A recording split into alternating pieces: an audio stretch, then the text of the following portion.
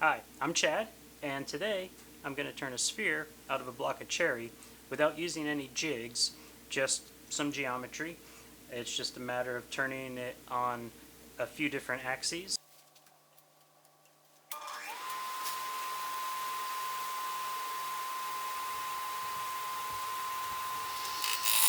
I start with my blank between centers, and then I'm using my roughing gouge to bring it down to diameter.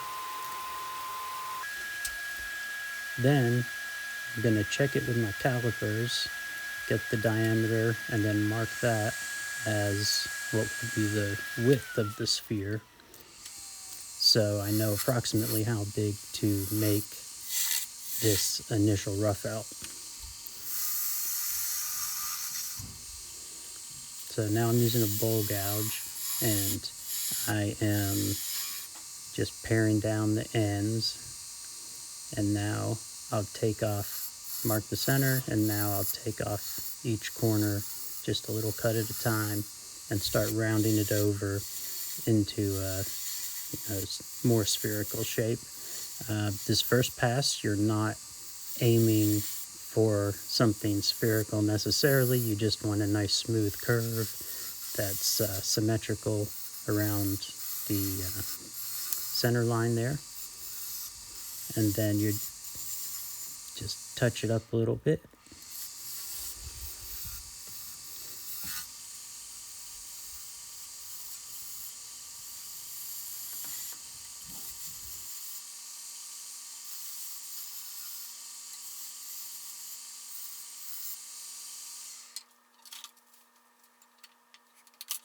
As the drive for this piece, we're going to use a cup center that we will turn out of some end grain, cherry, maple, whatever you have laying around. And this is one that I've used previously, so I'm just going to true it up some and clean it up and make sure the edge is nice and even. And this is the important part, because this is the device that's going to allow you to create the sphere. And then on the other end, I'm just going to use a block of some type. You could use another cup center or just some sort of pad, but it's basically just there to hold the piece in place. When you put your rough out on the lathe, you want to make sure that the gap on each side of the rough out between it and the cup drive is the same. So, and you're going to want to confirm that each time you're rotating it through a different axis. So first, I'm going to take off just kind of the bulk of the excess. And then you'll see that as it rotates, there's kind of a ghost line. And that ghost line is what you're removing. And you just want to remove a little bit at a time. And I either use a bowl gouge, or I found also a skew on its side can be helpful. And this is our first axis that I am creating now.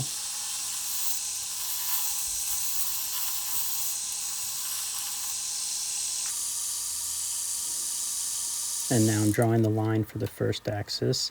Now I'm going to rotate it 90 degrees and work on the second axis.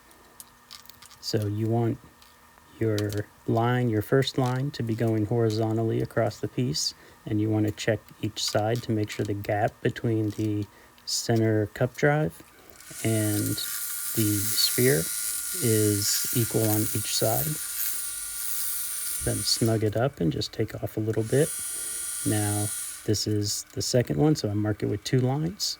Then rotate it 90 degrees, check the gap, make sure everything is parallel to the axis, and then make a couple gentle passes.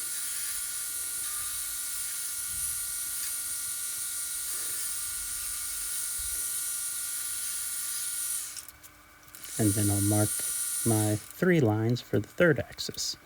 Now I'm going to rotate it back around to axis 1, check the gaps, snug it up, and do some light cuts again.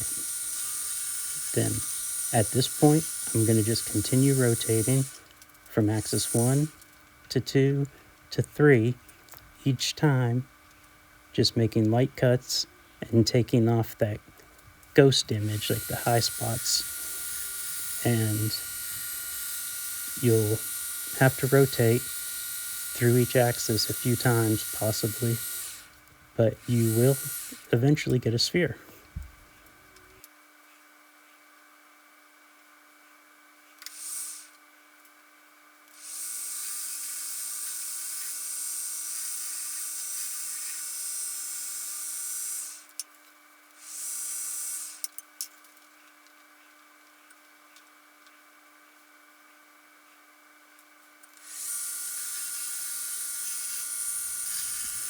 I learned the sphere making process from Christian Burchard. I'd initially watched an online demo video of his, and then later I was lucky enough to actually meet him in person, and I got to learn directly from him how to make a sphere. So that was pretty cool.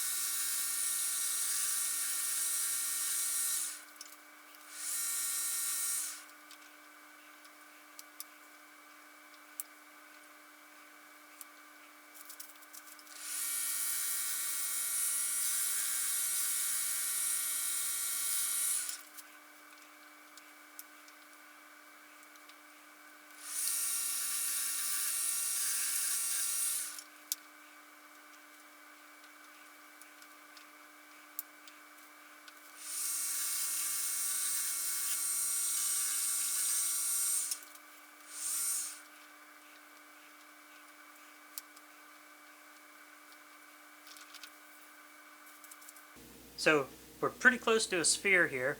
I'm going to let the rest of the shaping be done by sandpaper.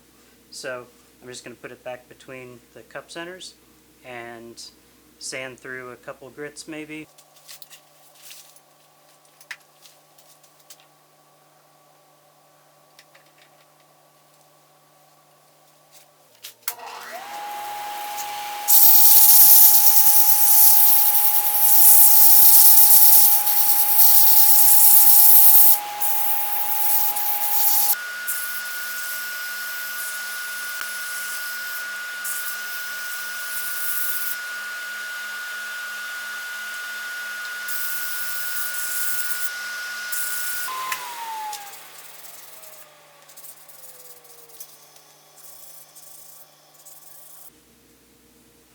So looks like it turned out pretty well.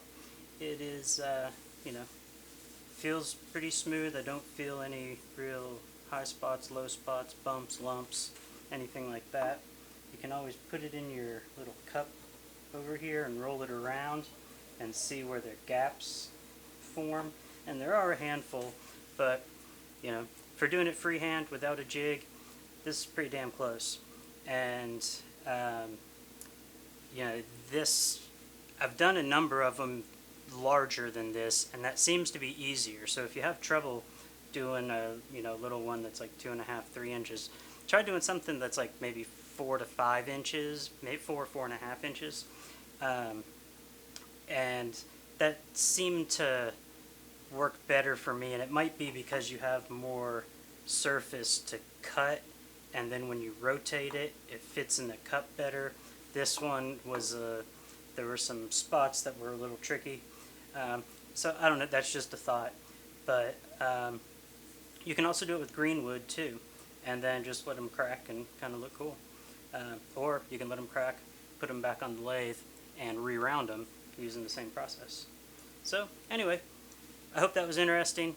I hope it's helpful, and I hope you enjoyed it. Thanks for watching. I guess I better not deprive you of this part, the satisfying application of the oil.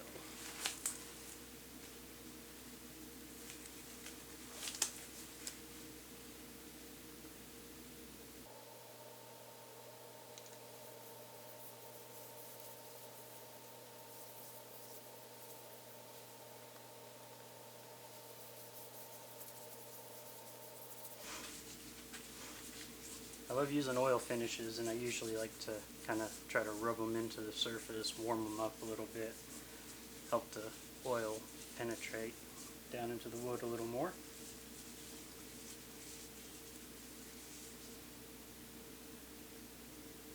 And there it is, the finished product.